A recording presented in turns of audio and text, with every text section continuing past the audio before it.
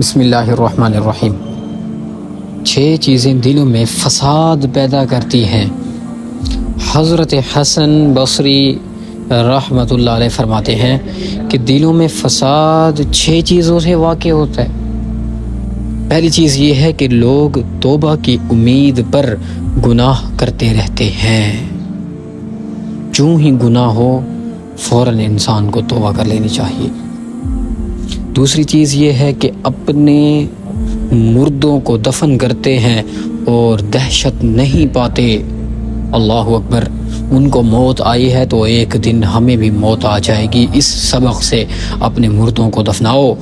تیسری چیز حضرت حسن بصری نے یہ ارشاد فرمائی کہ عمل کرتے ہیں لیکن اخلاص پیدا نہیں کرتے۔ ہمارے اعمال بہت ہیں لیکن ہمارے اندر اخلاص نہیں ہے۔ اخلاص کیا ہوتا ہے؟ صرف اللہ کے لیے کام کرنا، کوئی دکھلاوا مقصود نہ ہو۔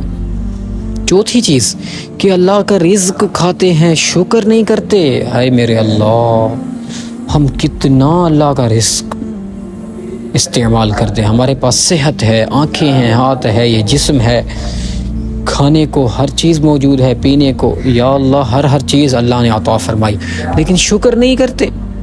پانچویں چیز یہ ہے کہ اپنی تقسیم چاہتے ہیں اور اللہ کی تقسیم پر راضی نہیں رہتے۔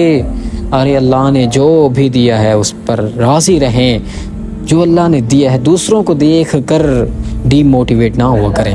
یہ مت سوچا کریں کہ اللہ نے اس کو زیادہ دیا، مجھے کم دیا۔ اس میں حکمت ہے جناب۔ مالدار لوگوں کے گھروں میں سکون نہیں ہے، ان کے بچے بیمار ہیں، ان کی دوائیوں پر، میڈیسنز پر اتنے پیسے لگ جاتے ہیں۔ آپ شکر کیجئے، راضی رہیے۔ چھٹی چیز حضرت نے فرمائی، علم سیکھتے ہیں لیکن عمل نہیں کرتے۔ بہت اہم چیز۔